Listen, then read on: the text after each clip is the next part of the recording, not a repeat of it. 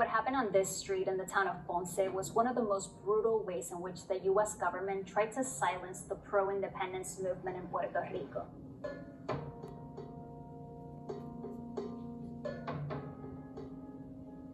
What was supposed to be a peaceful march ended up with guards killing 19 people and injuring more than 200.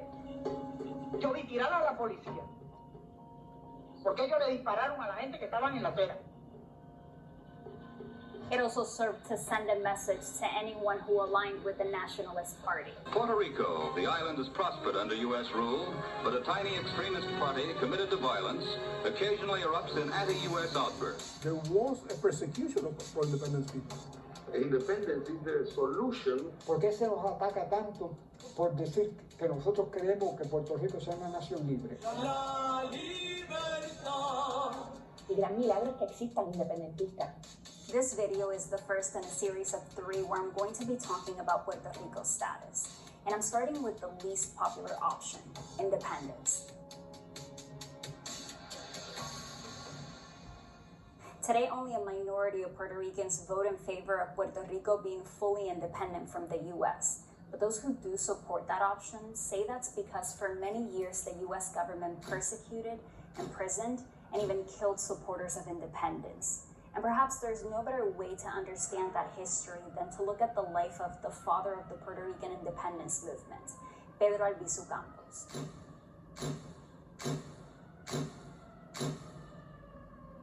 Albizu was a child when the U.S. invaded Puerto Rico in 1898. He saw troops march in his town of Ponce. He was a gifted student, and he went on to study law at Harvard. And then came World War I, when the U.S. military was segregated. Being a dark-skinned Puerto Rican, he served in an African-American unit where he would be exposed to racism in the U.S. That experience would play a part in shaping his attitude towards the United States. After the military, he returned to Harvard, and there he worked with and was inspired by leaders fighting for independence for their own countries.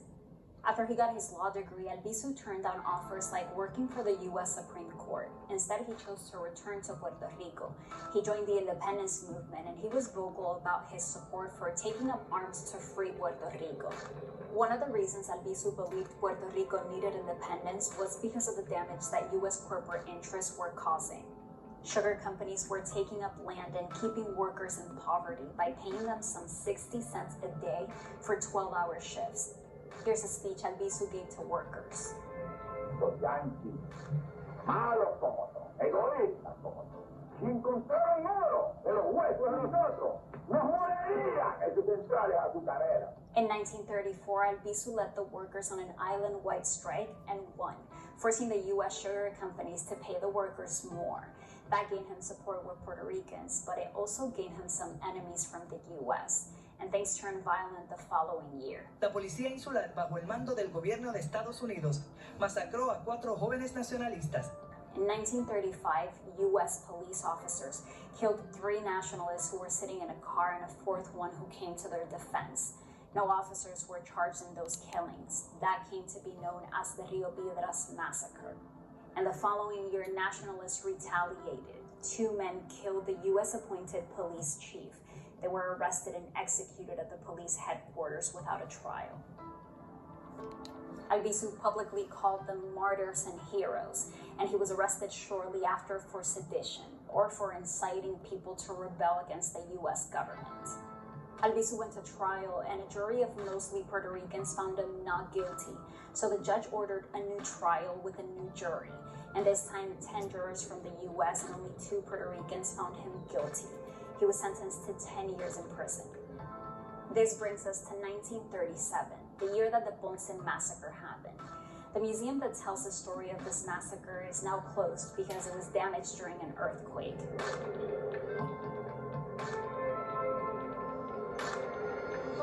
But that building used to be the nationalist headquarters in Ponce. And that's where that peaceful march I told you at the beginning of this video was taking place. And it was in part to protest Albizu's arrest. Well, when the U.S. government heard it was taking place, they ordered police to stop it. The guards showed up heavily armed and they started shooting at the crowd. Among the people they killed was a 14-year-old girl. An investigation by the federal government found that the U.S. appointed governor was to blame for the massacre. but no one was ever arrested or charged for the murders. The governor didn't even apologize. This is a picture of the relatives of the victims. You can see the wall behind them is covered in bullet holes. Some 10 years later, Albizu was free again, and the government passed a law to further silence nationalists. They made it illegal for people to write about, talk about, or organize to try to take down the US government. But the nationalists carried on planning an armed revolution to free Puerto Rico. In 1950, they carried out a series of attacks. They led revolts in different towns. They attacked the governor's mansion and even tried to assassinate President Harry Truman in D.C. Extreme fanatics of the Puerto Rican Nationalist Party try to force their way in, guns blazing, to assassinate the President of the United States. They were unsuccessful and had to surrender after the United States used military force and killed almost 30 nationalists. Hundreds were arrested, and Albizu was sentenced to 80 years in prison for masterminding the uprising. In the U.S., the whole thing was mostly reported as an incident among Puerto Ricans. So a few years later, the nationalists decided it was time to embarrass the U.S. internationally, and they attacked Congress. In Washington, D.C., ruthless, fanatic violence erupted in the halls of Congress. That attack is strong enough. In the House of Representatives and displayed the Puerto Rican flag. No one was killed, but 5 congressmen were injured. The gun wielders and to their accomplices goes the evil distinction of having perpetrated a criminal outrage almost unique in America's history. They need a better guns.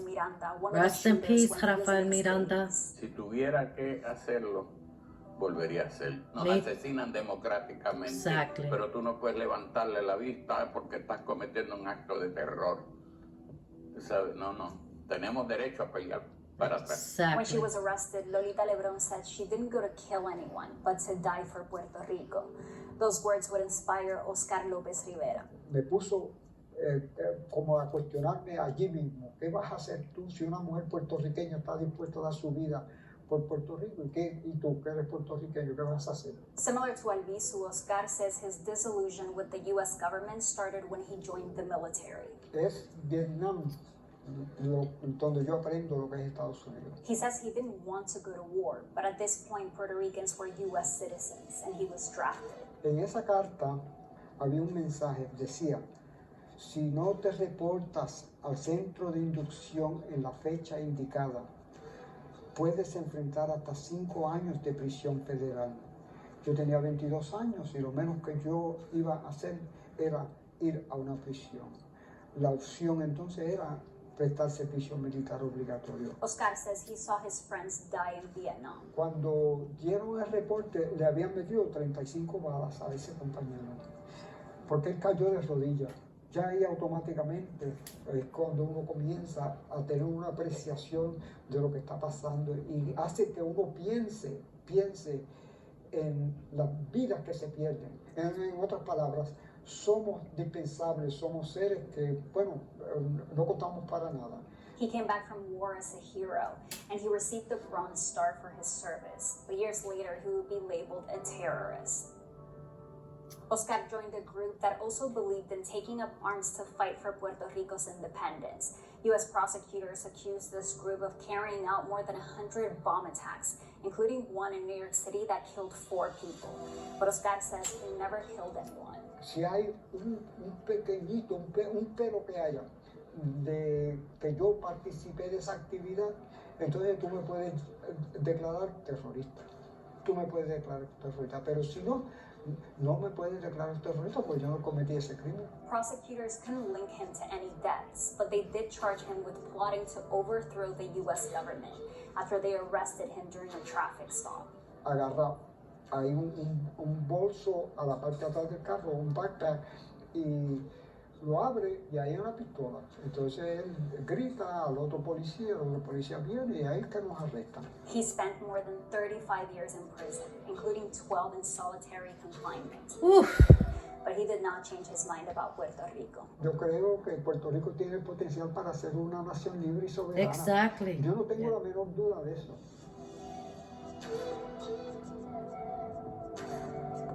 ¿Cuáles son los pros de independencia para Puerto Rico?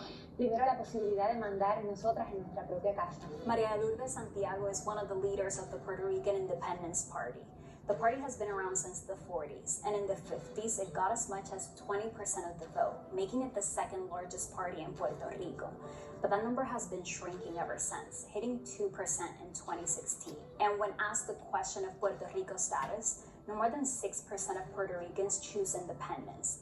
Senator Santiago blames the government's persecution of independence supporters. There's a couple of more interviews on YouTube if you're interested in the fight, and especially the people that like to speak negative about the island without knowing. Just think about it. Why doesn't Congress let go Puerto Rico if it's being such a burden? No, that's what they're telling y'all. Congress came and made that beautiful island full of so many plantations and farms. They made it into they're trying to make it into a concrete jungle. Puerto Rico never needed the United States. The United States needed Puerto Rico's sugarcane, which today is Domino sugar, coffee, tobacco, the rum, the mangoes, and all the hotels and all the luxury things they're building on the island. So let that sink in. Why every person that stood up for independence has been assassinated? Why they did Pedro Albizu Campos so dirty? Why they injected cancer into Puerto Ricans? That I'm coming with that video next about Dr. Colonias injecting cancer into Puerto Ricans. Why does Congress and the White House do so much damage to people on the island and don't let them go? Because that island is full of resources. That island is a gold mine. From the day that Christopher Columbus came and took all the gold, that island started with gold, with so much gold. That's why rappers and a lot of people love wearing gold. That comes from the Arawak Taínos. And then all the sugar plantation and all that, they've been stealing all of that. Go research who's providing rum for the whole world. Puerto Rico should never be in poverty, but this is all from greed from the White House and Congress. Enough is enough.